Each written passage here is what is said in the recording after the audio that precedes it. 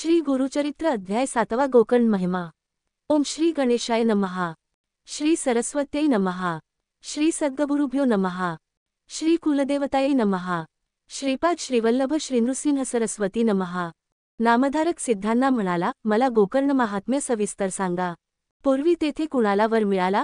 अनेक तीर्थे असताना श्रीपाद श्रीवल्लभ गोकर्ण क्षेत्री का गेले? या गोकर्ण महाबळेश्वराची पूर्वी कोणी आराधना केली? त्याविषयी एखादी पुराणकथा असेल तर ते मला सांगा।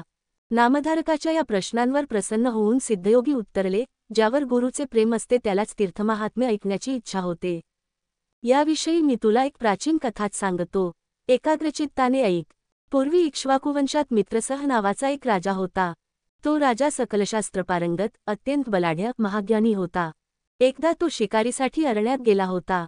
त्या अरण्यात वाघ, सिंहादी अनेक प्राणी होते। राजा तेथे शिकार करीत असता त्याला एक भयानक दैत्य दिसला। त्याला पाहताच राजाने त्याच्यावर बाणाचा वर्षाव केला।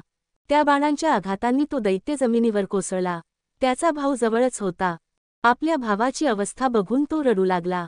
त्यावेळी तो दैत्य मरता मरता आपल्या रडत असलेल्या भावाला म्हणाला, तू जर माझा सख्खा भाऊ असशील तर मला मारणाऱ्या या राजाचा सूड घे। असे बोलून त्या दैत्याने प्राण सोडले। त्या मरण पावलेल्या दैत्याचा धाकटा भाऊ आपल्या भावाच्या मृत्यूमुळे शोकाकुल झाला। त्याने राजाचा सूड घेण्याचा निश्चय केला। त्याने मनुष्यरूप धारण करून मित्रसह राज्याच्या राजवाड्यात प्रवेश केला।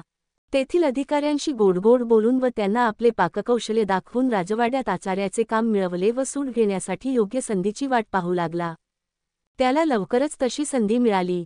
एके दिवशी राजाकडे पितृश्राद्ध होते। श्राद्धासाठी वसिष्ठ मुनींसह अनेक ऋषीमुनींना भोजनासाठी निमंत्रण होते। श्राद्धाच्या स्वयंपाकाचे काम नवीनच आलेल्या त्या आचऱ्याचे रूप घातलेल्या दैत्याकडे होते। त्याला ही मोठीच सुवर्ण संधी होती। त्याने श्राद्धाच्या अन्नात गुप्तपणे नरमांस मिसळले। वसिष्ठादी सर्व ऋषीमुनी भोजनाला बसले। पत्री वाढण्यात आली। त्या मायावी दैत्याने वसिष्ठांच्या पानात नरमांस मिसळलेले अन्न वाढले। वसिष्ठ हे अंतर्ज्ञानी होते। वाढलेल्या अन्नात नरमांस आहे हे त्यांनी ओळखले। ते ताडकन पानावरून उठले व राजाला म्हणाले, राजा, तुझा धिक्कार असो। तू श्राद्धाच्या दिवशी ब्राह्मणांना कपटाने नरमांस खाऊ घालतोस। या तुझ्या पापकर्माबद्दल तू 12 वर्षे ब्रह्मराक्षस होशील, असा मी तुला शाप देतो। ही शापवाणी ऐकताच मित्रसह राजा भयंकर संतापला, कारण त्याला यातले काहीच माहीत नव्हते।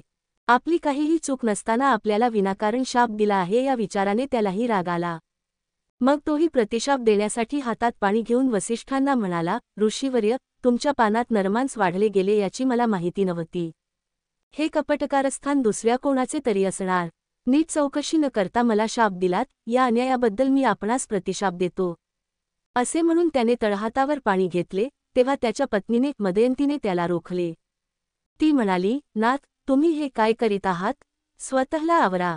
गुरूंना शाप देण्याचा तुम्हाला अधिकार नाही। हे पाप करून नका। आता जे घडेल ते घडेल। आता त्यांचे पाय धरून शाप मागा, यातच तुमचे भले आहे। मदयंतीने असे सांगितले असता राजा भानावर आला। पण हातातील शापोदक कुठे टाकायचे? ते जमिनीवर टाकले तर नापीक झाली असती, म्हणून त्याने ते शापोदक आपल्या पायांवर टाकले। त्यामुळे राजाचे नाव कल्माशपाद असे झाले। मदयंती वसिष्ठांच्या पाया होऊन म्हणाली, ऋषीवर्य, माझ्या पतीवर दया करा। त्यांना शाप द्या। यामुळे शांत झालेले वसिष्ठ राजाला म्हणाले, राजा, हा शाप तू 12 वर्षे भोगशील। त्यानंतर तू पूर्वीसारखा होशील। असा शाप देऊन वसिष्ठ निघून गेले। वसिष्ठांच्या शापाने मित्रसह राजा ब्रह्मराक्षस होऊन वनात फिरू लागला। तो पशुपक्ष्यांची, मनुष्यांची हत्या करून त्यांचे मांस खाऊ लागला। त्याची भूक कधीच संपत नसे। एके दिवशी भुकेने कासावीस झालेला तो वनात भटकत असता त्याला एक ब्राह्मण जोडपे दिसले। त्याने त्या दोघांपैकी ब्राह्मणाला पकडले। त्याला आता राक्षस ठार मारून खाणार हे पाहून त्याची पत्नी शोक करीत त्या ब्रह्मराक्षसाला विनवणी करीत म्हणाली, कृपा करून माझ्या पतीला सोड। त्याला मारून मला विधवा करू नकोस। अरे, तू राक्षस नाहीस, शापित आहेस। अरे, तू अयोध्येचा राजा आहेस। माझ्या पतीला जीवनदान दे। असे तिने अनेक वेळा विनविले, पण त्या राक्षसाने त्या ब्राह्मणाला मारून खाऊन टाकले। राक्षसाचे ते कृत्य बघून ती ब्राह्मण स्त्री भयंकर संतापली। ती सती गेली। जाताना तिने ब्रह्मराक्षसाला शाप दिला, दुरात्म्या, तू माझ्या पतीला ठार मारून मला अनाथ केलेस। या अपराधाबद्दल मी तुला शाप देते। तू शापमुक्त होऊन जेव्हा घरी जाशील तेव्हा पत्नीशी समागम करताच तुला मृत्यू येईल। होता होता 12 वर्षे संपली। वसिष्ठांच्या शापातून मुक्त झालेल्या राजाला आपले मूळ स्वरूप प्राप्त झाले। तो आपल्या घरी गेला. सर्वांना आनंद झाला, परंतु त्या ब्राह्मण पत्नीने दिलेला शाप आठवून राजा अगदी बैचेन झाला. तो मोठ्या काळजीत पडला. त्याला अन्नपाणी गोड लागेना. मदयंतीने त्याला अस्वस्थ होण्याचे कारण विचारले, तेव्हा राजाने सगळी हकीकत तिला सांगितली. ती ऐकून राणीला मोठाच धक्का बसला. आता आपल्याला पतिसुख मिळणार नाही, आपला वंश वाढणार नाही, अशा विचारांनी ती अतिशय दुःखी झाली. राजाने व राणीने आपल्या अनुभवी पुरोहितांना सगळा वृत्तांत सांगून या शापातून मुक्त होण्याचा उपाय विचारला. पुरोहितांनी त्यांना तीर्थयात्रा, दानधर्म इत्यादी करण्याचा सल्ला दिला. त्यानुसार राजाने अनेक तीर्थयात्रा केल्या, यज्ञ केले, दानधर्म केला, अन्नदान केले, पण पापक्षालन होईना, ब्रह्महत्या राजाची पाठ सोडिना. त्यामुळे राजा अधिकाधिक बैचेन व अस्वस्थ होऊ लागला. अखेर राजा तीर्थयात्रा करीत करीत मिथिला नगरीत गेला. तेथे त्याला गौतम ऋषी भेटले. राजाने त्यांच्या पाया होऊन स्वतःचा परिचय सांगितला व ब्रह्महत्येच्या पातकाची सगळी माहिती सांगितली. मग तो गौतमांना म्हणाला, मुनिवर्य, हे सगळे असे आहे. आता मला मनःशांती मिळवून द्या. आज माझ्या भाग्याने आपले दर्शन घडले. तुमच्या कृपेने मी शापमुक्त होऊन सुखी होईन असा मला विश्वास वाटतो. माझ्यावर कृपा करा. या ब्रह्महत्येच्या शापातून मुक्त होण्याचा मार्ग मला दाखवा. राजाने अशी विनंती केली असती गौतम ऋषी त्याला समजावीत म्हणाले, राजा, घाबरू नकोस. कसलीही चिंता करू नकोस. भगवान शंकर सर्वांचे रक्षण करतात. मृत्युंजय शंकर तुलाही तारतील. गोकर्ण नावाचे प्रसिद्ध तीर्थक्षेत्र आहे. ते महापातकांचा नाश करते. तेथे कसलेही पाप शिल्लक राहत नाही. गोकर्ण क्षेत्रात असलेले भगवान शंकर त्यांचे केवळ स्मरण करतात सर्व पातकांचा नाश करतात. तेथे भगवान महादेव महाबळ नावाने राहतात. सूर्याशिवाय अंधाराचा नाश होत त्याप्रमाणे गोकर्ण क्षेत्री गेल्याशिवाय संपूर्ण पापक्षय होत नाही. हजारो ब्रह्महत्या केलेला मनुष्यही गोकर्ण क्षेत्री जाताच पापमुक्त होतो. या क्षेत्रात जपतपादी केल्याने लक्षपटीत फळ मिळते. या क्षेत्राचे महात्म्य इतके थोर आहे की कार्यसिद्धीसाठी ब्रह्मदेवाने आणि विष्णूने येथे तप केले आहे. रावणाने घोर तपश्चर्या करून जे शिवाचे आत्मलिंग मिळविले त्याची श्रीगणेशाने या क्षेत्री स्थापना केली आहे. सनकादी महात्मे व साध्यादी मुनिगण तेथे बसून भगवान शिवाची आराधना करतात. समस्त पातकांचा नाश करणारे महात्मेसुद्धा येथे सदाशिवाची उपासना करतात. या ब्रह्मांडात गोकर्णासम दुसरे क्षेत्र नाही. राजा, या तीर्थात सर्व देवदेवतांचे स्थान आहे. भगवान विष्णू, ब्रह्मदेव, कार्तिकेय व गणेश यांचे वास्तव्य आहे. या गोकर्ण क्षेत्रात कोटी कोटी शिवलिंगे आहेत. आता तेथील पाषाणलिंगाची खूण सांगतो. सत्ययुगात हे शिवलिंग श्वेत पाषाणाचे असते. त्रेतायुगात तांबूस, द्वापारयुगात ते पितवर्ण आणि कलियुगात कृष्णवर्णाचे असते. गोकर्ण महाबळेश्वराचा अधोभाग खूप गोल आहे. तो सप्तपाताळापर्यंत गेलेला आहे. परमपवित्र असे हे गोकर्ण क्षेत्र पश्चिम समुद्राच्या काठावर आहे. ते ब्रह्महत्यादी सर्व पापांचे भस्म करते. तेथे शुभ दिवशी अर्चना करणारे वरती रुद्ररूप होतात. जो कोणी गोकर्ण क्षेत्री जाऊन भगवान शिवाची पूजा करतो तो ब्रह्मपदाला जातो. रविवारी, सोमवारी व बुधवारी जेव्हा अमावास्या येते तेव्हा तेथे केलेले समुद्रस्नान, शिवपूजन, पितृतर्पण, अन्नदान, होमहवन अनंत फळ देणारे होते. शिवरात्रीला शिवलिंग व बिल्वपत्र यांचा सुयोग दुर्लभ आहे. अशा रीतीने गोकर्ण क्षेत्र हे श्रेष्ठ महात्म्य असलेले अत्यंत दुर्लभ असे शिवतीर्थ आहे. अशा या क्षेत्री शिवरात्री उपवास, जागरण, भगवान सदशिवाजवळ निवास या सर्वांचा सुयोग म्हणजे शिवलोकाला जाण्याचा सोपानच होय. अशा प्रकारे गौतऋषींनी मित्रसह राजाला गोकर्ण तीर्थक्षेत्राचे महात्म्य सांगितले असता त्याने विचारले, ऋषीवर्य, आपण हे जे गोकर्ण महात्म्य मला सांगितले त्याचा अनुभव पूर्वी कोणाला आला होता का? किंवा आपण प्रत्यक्ष काही पाहिले असेल तर त्याविषयी एखादी कथा असेल तर कृपा करून मला सांगा. राजाने असे विचारले असता गौतम ऋषी म्हणाले, राजा, ऐक. या गोकर्ण क्षेत्री शिवरात्रीला महोत्सव असतो. चारी वर्णातील अनेक लोक येथे येतात व भगवान महाबळेश्वर शिवदर्शनाने कृतकृत्य होतात. एकदा शिवरात्रीच्या दिवशी मी सुद्धा गोकर्ण क्षेत्री गेलो होतो. दुपारची वेळ होती. आम्ही एका वृक्षाखाली बसलो होतो. त्यावेळी पूर्वजन्मी अनेक पापे केलेली आणि म्हणून अनेक व्याधींनी जर्ज झालेली एक मरणासन अशी चांडाळ स्त्री आम्ही पाहिली. ती वृद्ध, अंध व महारोगाने ग्रासलेली होती. तिच्या सर्वांगाला क्षते पडली होती. त्यांत कृमी पडलेले होते. जखमांतून रक्तवपू वाहत होता. सर्व शरीर दुर्गंधीने भरलेले होते. त्यातच तिला क्षय झाला होता. शरीरावर धाड वस्त्र नव्हते. ती विधवा होती. तिने केशवपन केले होते. तिच्या पोटात अन्नाचा कणही नव्हता. तहानभुकेने ती कासावीस झालेली होती. तिला धाड चालताही येत नव्हते. क्षणाक्षणाला जमिनीवर पडत होती. अशा अवस्थेत ती एका वृक्षाच्या सावलीत येऊन पडली. थोड्याच वेळाने तिने प्राणत्याग केला. त्याचवेळी आम्हाला एक प्रसंग दिसला. अचानक शिवलोकातून एक दिव्य विमान खाली आले.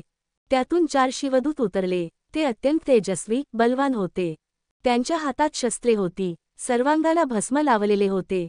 त्यांची शरीरकांती चंद्रासारखी होती. अशा त्या शिवदूतांना आम्ही विचारले, आपण येथे कशासाठी आला आहात? ते म्हणाले, आम्ही या चांडाळणीस नेण्यासाठी आलो आहोत. ते ऐकून आम्हाला मोठे आश्चर्य वाटले. आम्ही त्यांना विचारले, अहो, या महापापी चांडाळणीला शिवलोकाला कसे काय नेता? कुत्र्याला कोणी सिंहासनावर बसवतात का? या चांडाळणीने पूर्वजन्मी अनेक पापकर्मे केली आहेत. हिने कधी कोणाला दया माया दाखविली नाही. हिने आयुष्यात कधीही जपतप केलेले नाही. कधीही शिवस्मरण पूजन केले नाही. अशा हिला शिवलोकाला कसे काय नेता? आम्ही असे विचारले असता शिवदूत म्हणाले, गौतमा, या चांडाळणीची पूर्वकथा सांगतो, ती ऐक. ही चांडाळीण पूर्वजन्मी ब्राह्मण कन्या होती. तिचे नाव सौदामिनी होते. ती दिसावयास अत्यंत सुंदर होती. तिचे लग्नाचे वय झाले पण तिला योग्य असा पतीच मिळेना. त्यामुळे तिच्या आई वडिलांना मोठी काळजी वाटू लागली. शेवटी ब्राह्मणाशी तिचा विवाह झाला. काही दिवस ठीक चालले. पण तिचा पती एकाएकी आजारी पडला आणि त्यातच त्याला मरण आले. अकाली विधवा झालेल्या सौदामिनीला तिच्या आई वडिलांनी घरी परत आणले. ती दिसावयास सुंदर होती. तिने आता तारुण्यात प्रवेश केला होता. तिला वैधव्य आले होते, त्यामुळे तिची कामवासना कशी पूर्ण होणार? ती तिला स्वस्थ बसू देईना. परपुरुषाला पाहून तिचे मन चलबिचल होऊ लागले. ती लपून छापून जारकर्म करू लागली. मग व्हायचे तेच झाले. तिचा व्यभिचार लोकांना समजला. लोक तिच्याबद्दल उघड बोलू लागले. गावातील लोकांनी तिला वाळीत टाकले. मग आई वडिलांनीही तिचा त्याग केला. तिला घराबाहेर काढले. आता तिला सगळे रान मोकळे झाले. ती सगळी लाजलज्जा सोडून उघडपणे गावात व्यभिचार करू लागली. त्याच गावात एक तरुण श्रीमंत शूद्र होता. त्याच्याशी तिने विवाह केला. ती त्याच्या घरी राहू लागली. अशा रीतीने तिने आपल्या कुळाला काळीमा फासला. कामवासनेने स्त्रीचा अधपात होतो. हीन माणसाची सेवा केल्याने ब्राह्मणाचा नाश होतो. ब्राह्मणाच्या शापाने राजाचा नाश होतो व विषयवासनेने संन्यासी अधोगतीला जातो असे म्हणतात ते अगदी खरे आहे. सौदामिनीला त्या शूद्रापासून पुत्र झाला. आता ती बेधडक मद्यपान सेवन करू लागली. एकदा मद्यपान करून बेधून झालेल्या तिने बकरा समजून वासरूच कापले. त्या वासराचे मुंडके दुसऱ्या दिवसासाठी म्हणून शिंक्यात ठेवले. मग त्या वासराचे मांस काढून ते शिजवून खाऊ घातले. स्वतःही खाल्ले. संध्याकाळी गायीची धार काढण्यासाठी गोठ्यात गेली. तिथे वासरू नव्हते. त्याऐवजी बकरा होता. तिने घरात जाऊन पाहिले तो शिंकाळ्यात वासराचे मुंडके दिसले. सगळा प्रकार तिच्या लक्षात आला. ती कपाळ बडवून रडू लागली. मग तिने एक खडा खणून त्यात वासराचे मुंडके व हाडे, कातडी पुरून टाकली व वाघाने वासरू पळवून नेले असे सगळ्यांना सांगत रडण्याचे नाटक करू लागली. तिने आपल्या पतीलाही हीच थाप मारली. काही दिवसांनी सौदामिनी मरण पावली. यमदूतांनी तिला नरकात टाकले व तिचे अतोनात हाल केले. नंतर ती चांडाळ जातीत जन्मास आली. ती जन्मापासून अंध होती. दोहकी झालेल्या तिच्या आई वडिलांनी तिचा काही दिवस कसा बसा सांभाळ केला. तिला शिळे उष्टे अन्न खाऊ घालीत. काही दिवसांनी तिला महारोग झाला. आई वडिलांचा आधार तुटला. नातेवाईकांनी तिला पार झिडकारले. आता ती भीक मागत फिरू लागली. अन्न नाही, वस्त्र नाही अशा स्थितीत तिचे आयुष्य गेले. ती म्हातारी झाली. तिला अनेक रोग जडले. अनेक दुःखे भोगत असलेल्या तिला आता मरण हवे होते, पण ते येत नव्हते. पुढे माघ महिना आला. माघ महिन्यात शिवरात्रीला गोकर्ण क्षेत्री मोठी यात्रा असते. त्या पर्वकाळी गोकर्ण महाबळेश्वराचे दर्शन घेण्यासाठी गावोगावचे असंख्य स्त्री पुरुष शिवनामाचा घोष करीत जात होते. लोक नाचत होते, गात होते, शिवनामाची गर्जना करीत जात होते. ती चांडाळीण ही इतर भिकाऱ्यांसोबत रडत ओरडत जात होती. दिसेल त्याला भीक मागत होती. तिच्या पोटात अन्नाचा एक कणही नव्हता. अंगावर वस्त्र नव्हते. सर्वांगाला महारोग झाला होता. सगळे शरीर दुर्गंधीने भरलेले होते. सर्वांच्या पुढे हात करून धर्म करा असे दिनपणे म्हणत होती. पण कुणालाही तिची दया येत नव्हती. जन्मजन्मांतरी तिने एकही पुण्यकृत्य केले नव्हते. त्यामुळे जिवंतपणी अनंत यमयातना भोगाव्या लागत होत्या. ती चांडाळीण गोकर्ण क्षेत्री गेली. तो महाशिवरात्रीचा दिवस होता. त्या चांडाळींना कोणीही काहीही देत नव्हते, त्यामुळे तिला कडकडीत उपवास झाला. एका भाविकाने थट्टेने तिच्या हातात भिक्षा म्हणून एक बिल्वपत्र टाकले. ती खाण्याची वस्तू नव्हे हे लक्षात येताच तिने ते बिल्वपत्र रागाने भिरकावून दिले. ते वाऱ्याने उडाले व नेमके महाबळेश्वर शिवलिंगावर पडले. कडकडीत उपवास, रात्रभर जागरण, शिवनाम घोषाचे श्रवण व अजाणतेपणे एका बिल्वपत्राने झालेले शिवपूजन एवढ्याने त्या चांडाळिणीची शतजन्मांची पातके जाळून भस्म झाली. भगवान शंकर तिच्यावर प्रसन्न झाले. त्यांनी शिवलोकी आणण्यासाठी आम्हाला विमानाने पाठविले आहे. इतके कथन करून शिवदूतांनी त्या चांडाळणीच्या मृत शरीरावर अमृतसिंचन केले. त्यामुळे तिला दिव्यदेह प्राप्त झाला. मग शिवदूत तिला सन्मानपूर्वक शिवलोकांस घेऊन गेले. त्या चांडाळिणीची कथा सांगून गौतमऋषी मित्रसह राजाला म्हणाले, राजा, तू सुद्धा गोकर्णक्षेत्री जाऊन व भगवान महाबळेश्वर शिवाचे दर्शन घेऊन कृतकृत्य हो. तेथे पर्वकाळी स्नान करून शिवाची पूजा कर. शिवरात्रीला उपवास करून बिल्वपत्रांनी भगवान शिवाची पूजा कर. असे केले असता तू सर्व पापातून मुक्त होशील व शिवलोकी जाशील. गौतमांनी असे सांगितले असता राजाला अतिशय आनंद झाला. तो गोकर्णक्षेत्री गेला. तेथे भक्तिभावाने शिवपूजन करून ब्रह्महत्या व सतीचा शाप यातून मुक्त झाला. इतके सांगून सिद्धयोगी नामधारकाला म्हणाले, असे हे गोकर्णक्षेत्र पुण्यवान स्थान आहे, म्हणूनच श्रीपाद श्रीवल्लभ तेथे राहिले. अशा रीतीने श्रीगुरुचरित्रामृतातील गोकर्ण महिमा नावाचा अध्याय 7वा समाप्त.